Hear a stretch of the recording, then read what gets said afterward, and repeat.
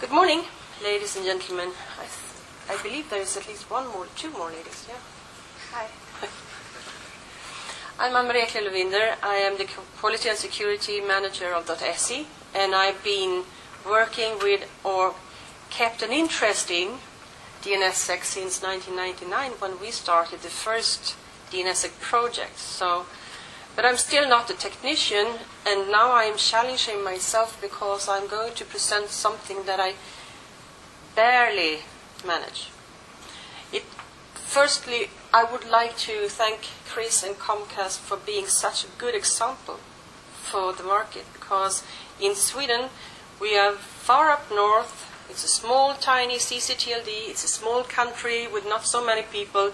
Everybody knows each other, and we can talk to the ISPs, and we can talk to our registrars, and we are very much, in a sense of working together, no competitors at all when it comes to important stuff.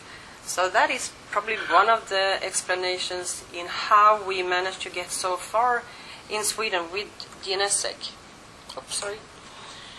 This is the timeline. We signed the .SE zone in 2005, and that was because then was when the standard was ready.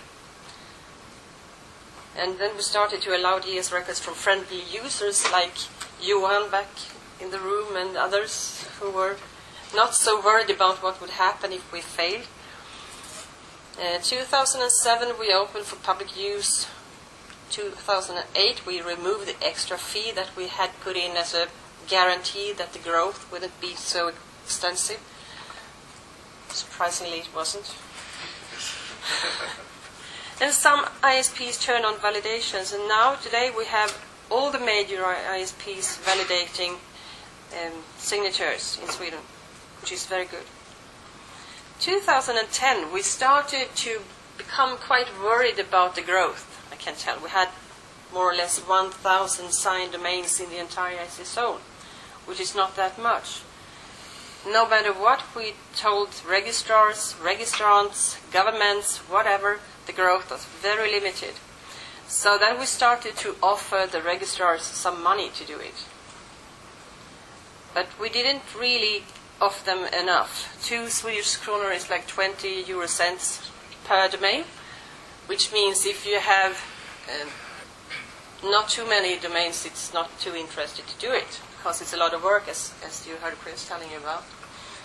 So only a few of them jumped on the train, and that was only the most expertised one, and unfortunately very small ones. So I think we raised to about 4,000 domains who were signed. But in 2011, we actually did a massive incentive program for the registrars, offering them about 80% discount on signing domains on new registrations, which meant that they suddenly paid attention, started to listen. And this is what happened. Because the campaign ended December the 31st. And so they waited until the last moment. One of them actually called us and said, "Hey, we have a plan. We are going to give away DNSSEC to our customers as a Christmas gift. So we are going to do a massive signing on Christmas Eve." And we said, "Oh, my heart starts to beat." And I said, "Please, could we just talk about this a little bit? I don't want to, miss the entire Santa part." So they draw back that and just postpone it a couple of days. Or no, they made it a couple of days earlier. Whatever. We ended up with 171,650 domains by the end of the year. And February 27th, that had been growing with a number of more thousands. But if you go to our statistics page right now, you can see a massive drop, about 30,000 domains, and that is because one of the large registrars are changing platform, and they can't do it. So they have to unsign for a while, but they will get back on track. At least they promised to do that, but I think they will do. And we will keep on doing incentives for them, because I think it's a good idea. Money talks. What we also do in .se is a health status check of the SE zone file every year. And this year we're planning to do a quarterly update and go more in-depth into different areas. And the first area is DNSSEC and DNS. And that is actually what I'm going to tell you about is the results of that in-depth analysis. What happened after this massive? What will be the change? How do people manage DNSSEC at all?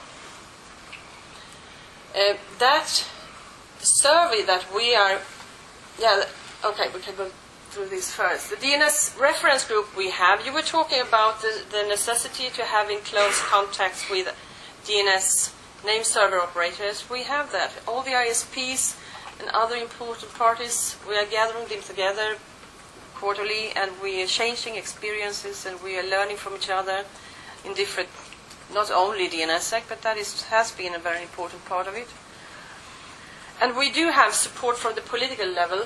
The Ministry of Information Technology and Transport, Anna-Karin Hatt, she has been promoting DNSSEC in the political program, the Digital Agenda for Sweden, and saying that all the governmental agencies shall be signed by next year. And I know other governments who have made the same effort but didn't success, but hopefully we will have some results from that. And she tweeted when her own private domain was signed by her name service provider. So everything that works, every positive way we can do to promote this is good.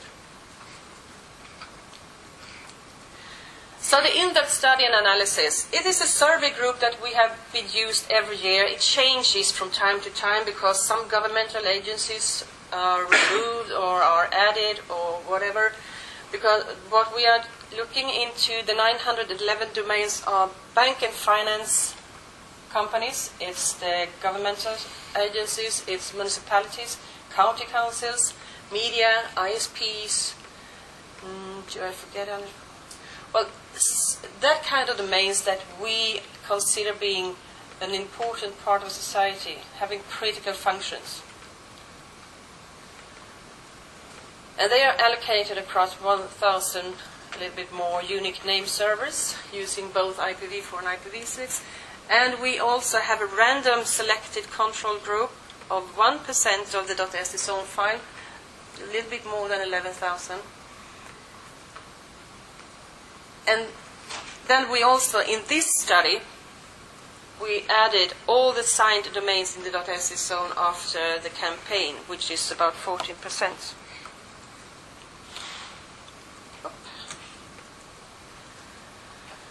The market situation is as follows.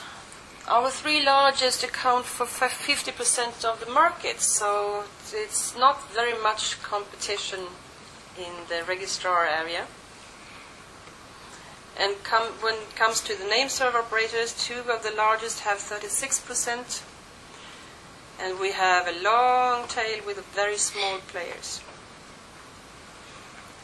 Many times the registrar is the one who runs the name service for the customers.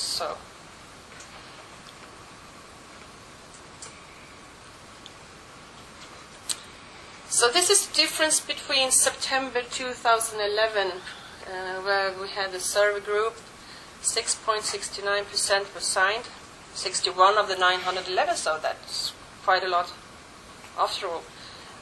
But the control group, the 10,000 randomly selected domains, were less than 0.5% that was signed. And you can see the difference in February. The survey group has grown a little bit, but not so much. But the control group is the huge difference.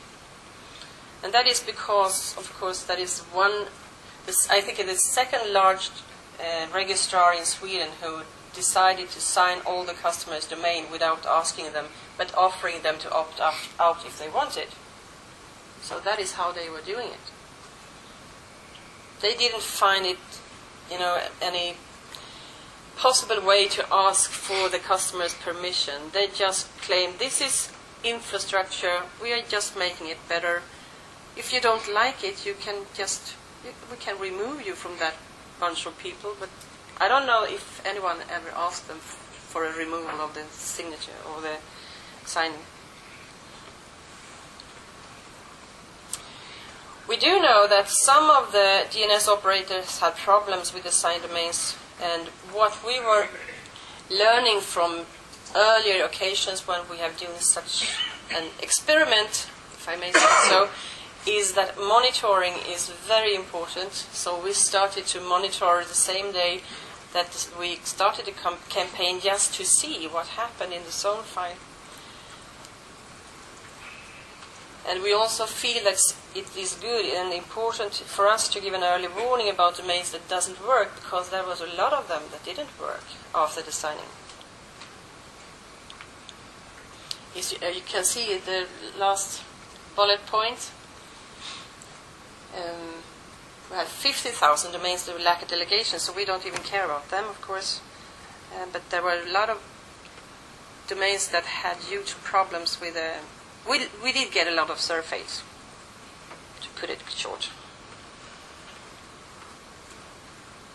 So what we started to look at, does it work? What doesn't work?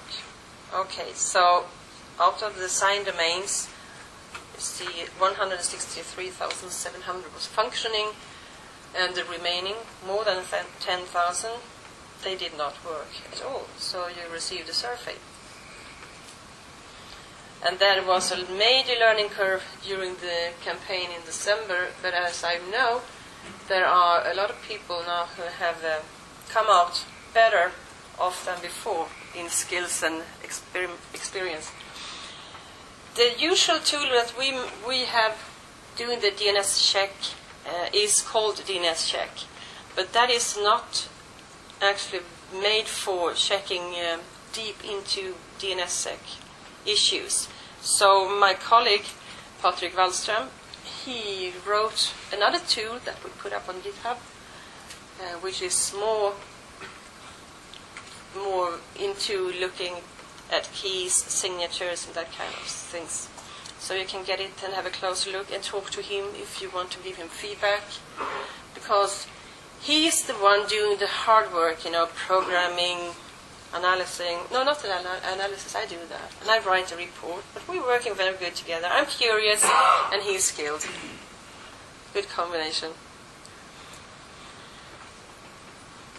When we did the DNSSEC specific testing, the judgment we made for selection of suitable values of DNSSEC, we based them on the content of RFC 4641 bis, even though that is still under discussion within the IETF. But we think that is a good framework to keep to. We have to have something, to decide what we should look into. And we looked into 5 different kinds of queries. And there are, you see, a difference in the number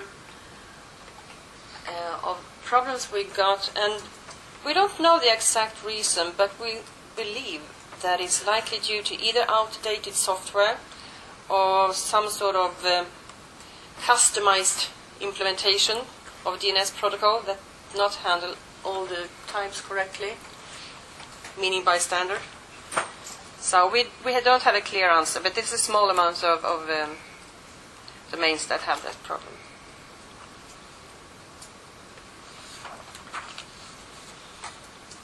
We were looking very close to signature lifetime, because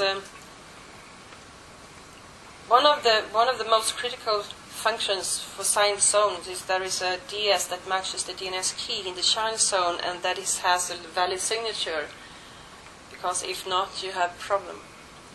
And that is why we also have taken the closer look into the signatures in particular. And we are looking at signatures in 3 different ways: inception time, when the signature is created; expiration time, when the signature expires; and how SUA expire is related to expiration time, because these 2 parameters are intimately connected to each other. And also the difference between expiration time and inception time, which is the signature's total period of validity. You can read the report later. So here you have the number of domains on the y-axis and the number of days on the x-axis. In order to simplify the presentation of the results, we have divided the signature lifetimes into number of days, just to make it possible to express in some visible way. So this graph shows the age of the signatures that we saw in average. We were unable to determine whether the average smallest value or largest value differed noticeably, so we just represent the average reception time. And most signatures are between a couple of weeks to a couple of days old, nor are 1 month old signatures a big problem. But if you look at the red bar, you can see the extreme. Having signatures lifetime will actually make you a possible subject for replay attack. Not that we're saying it's good or bad, we're just showing. This is what we saw. It might be the result of a very thoroughly decision process. I don't know. And what is also important is that we have only made a snapshot. We have not been able to follow this over a long period of time. And that is probably what we'll do in the future.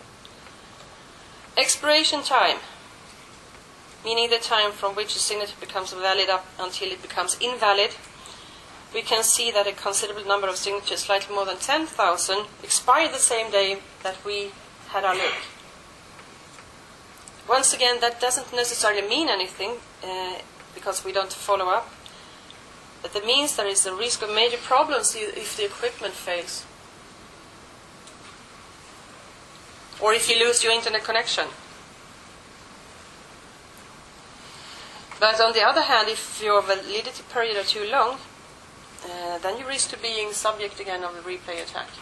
So you have to think this through.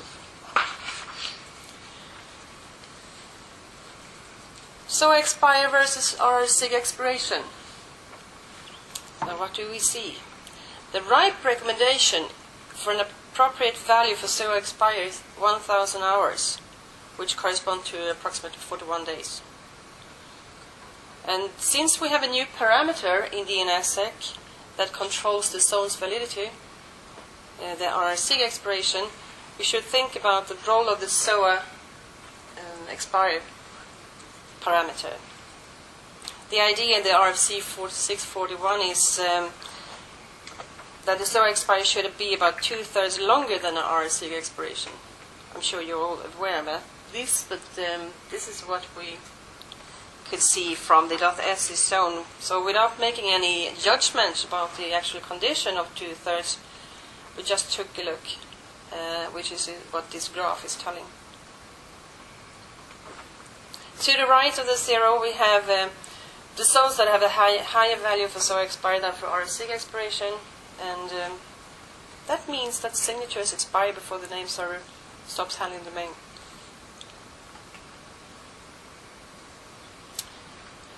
More SOA expire.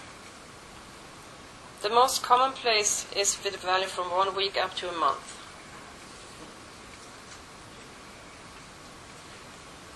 During the testing, we did not receive any SOA record from more than 10,000 domains, zones, and the fact that we did not receive SOA from these zones could be due to those name server using different methods for zone distribution that are the most common, like EXFR, IXFR, or dynamic updating.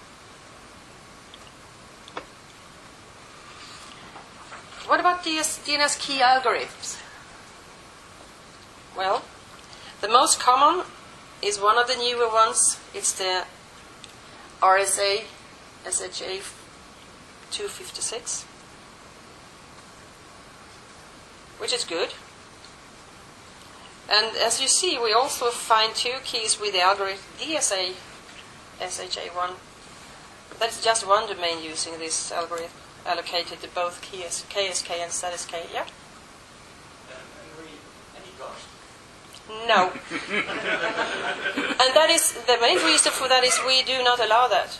You know, for some reason, when they started making our production system, they decided on what algorithm to accept, and now I'm working with them to change that policy, so we will accept anything that goes. So we will probably see that in the future.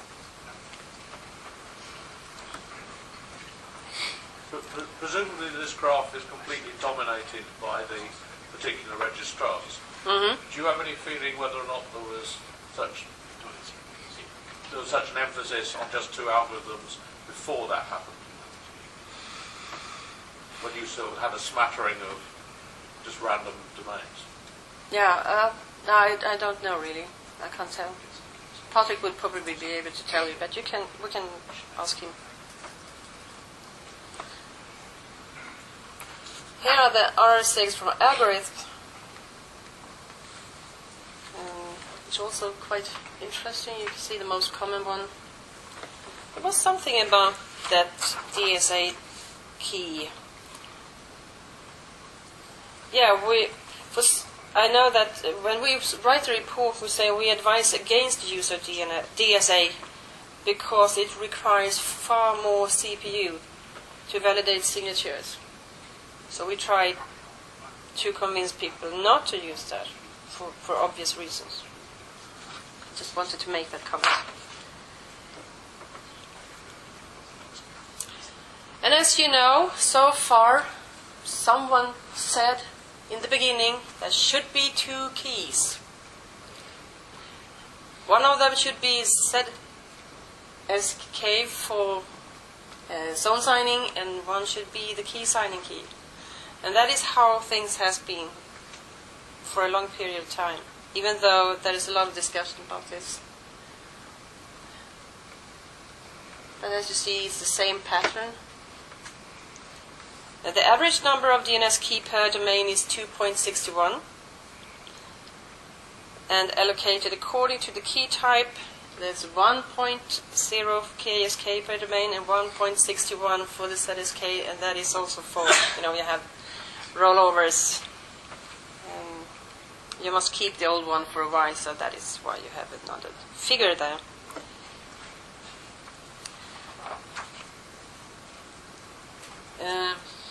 I'm going through this a little bit slow. This report that is why I'm actually very happy about being here, because I was planning on writing a paper for this, but the report was ready this Monday. So I have had a hard time getting it translated, checked, pictures and everything. So that is why I'm not so... I haven't studied so thoroughly yet. I have studied, but I haven't really made a presentation before. So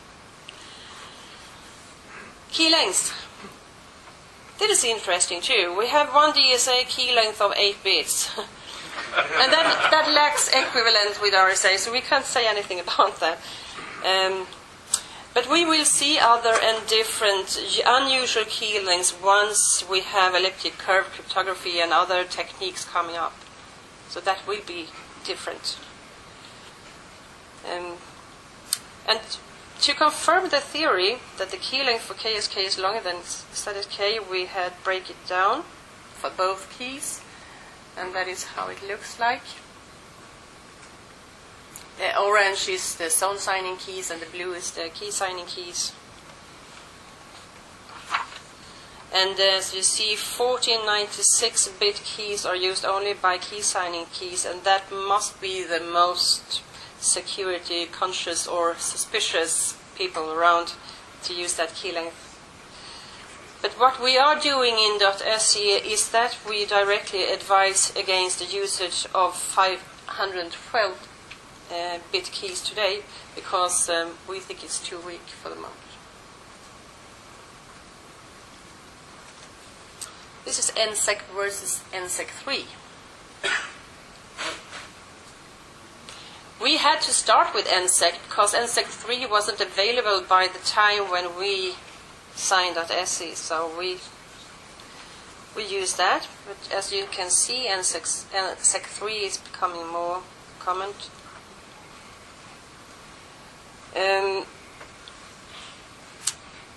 As we have this policy as well that we don't consider the zone file being a secret, and we do not really have any issues with zone walking. Of course, people are zone walking our zone file. We know about that. But if we didn't have that possibility, they would try something else, which would also put some pressure on our systems. At least we know what's going on, and we know how they're doing it, so fine.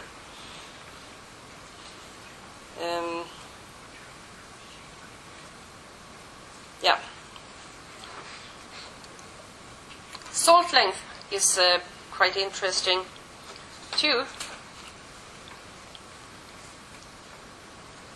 And that is, as you see, the most common is 1. It shows 2. Because you have 2 hashes created from the name. And we have something to the more extreme, 32. And I am aware of that. I'm sure that all of you know what that makes to your zone files or DNS system. So, and here you have the iterations.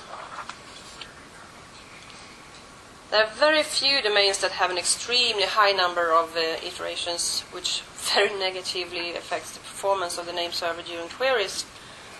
But once again, we don't tell them what's right or wrong. We just have a look, we peek into this now, and from that maybe we can do some recommendations later, but just let them have what they want for the moment. But having that number of iterations will make you a very nice object for a denial of service attack.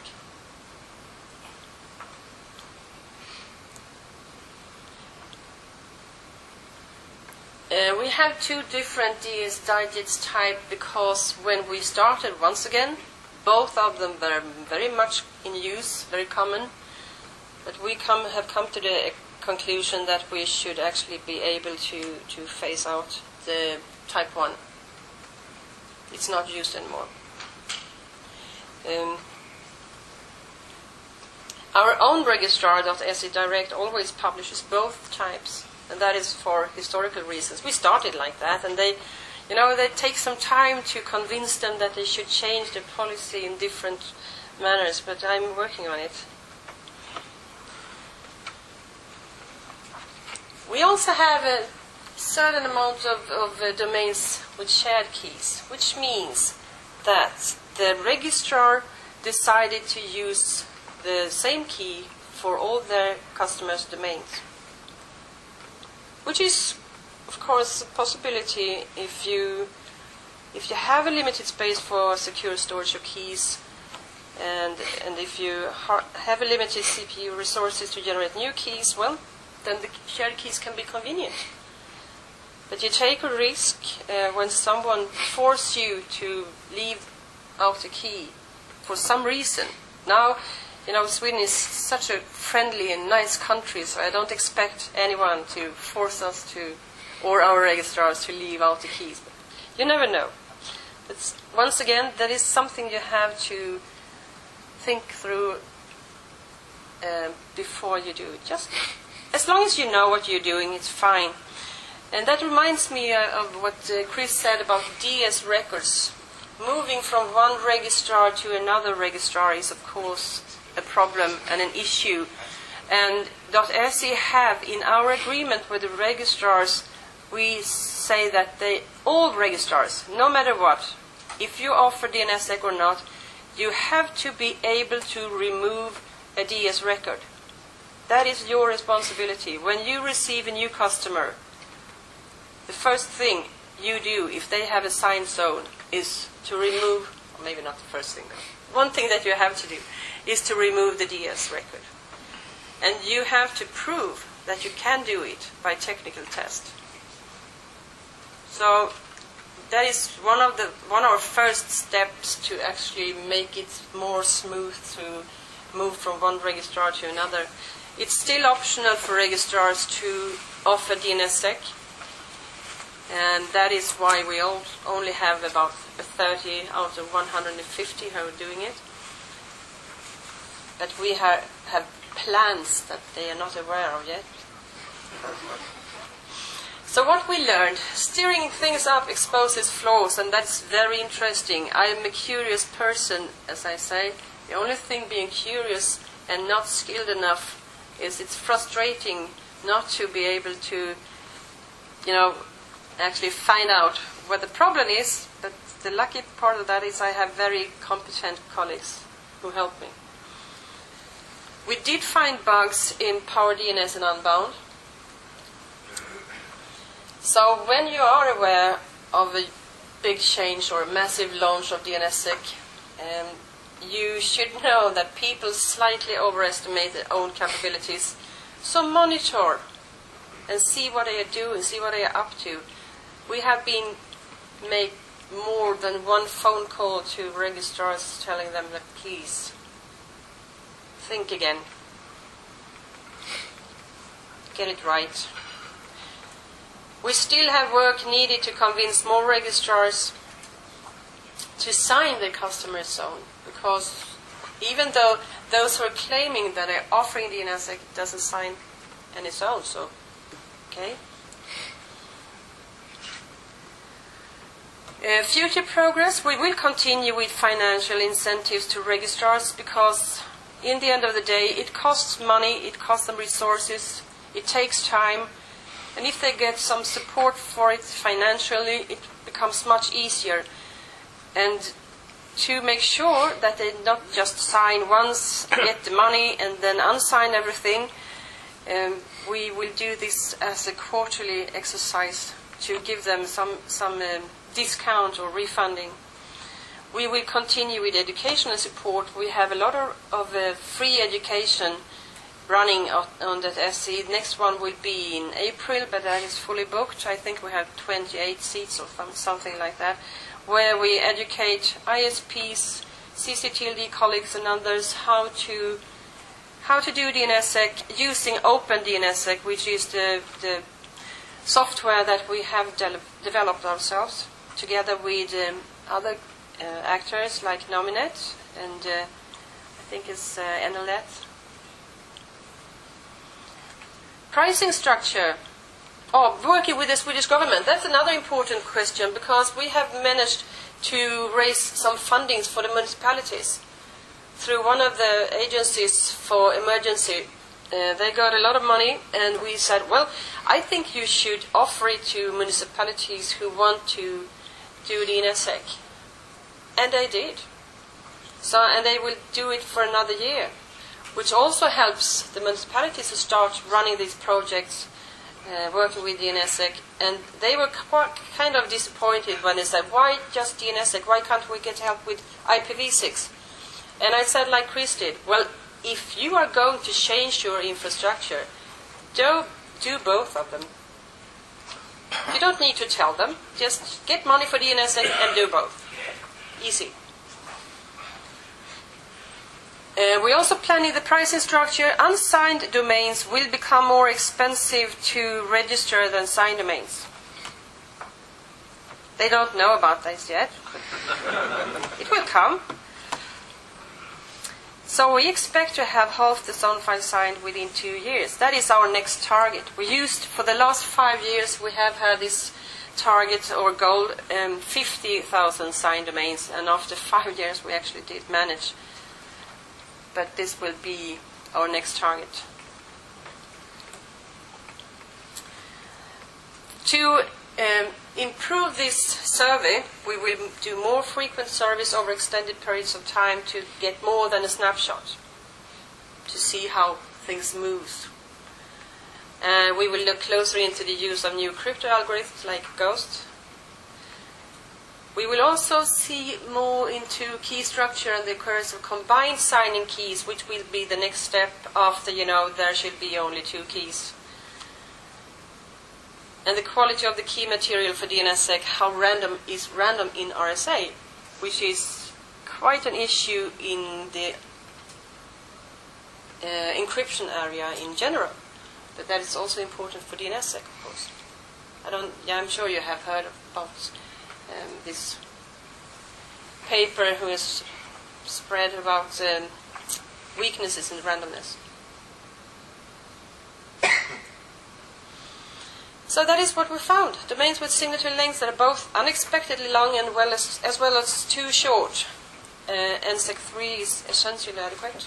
Most domains use 2048-bit RSA keys, and for KSK and half the length of zone signing keys.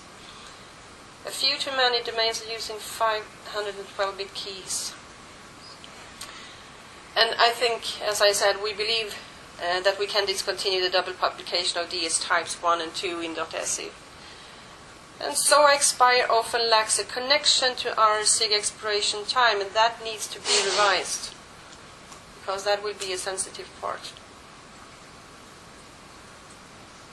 So, to err is human, to forgive is divine, but does it make it desirable to make as many errors as possible? Having a close look, monitoring, keep track on what people are doing is a good idea. And the full report is on this page. And questions, I prefer not. I said to Roy yesterday, yes, of course you can ask questions. Mm-hmm.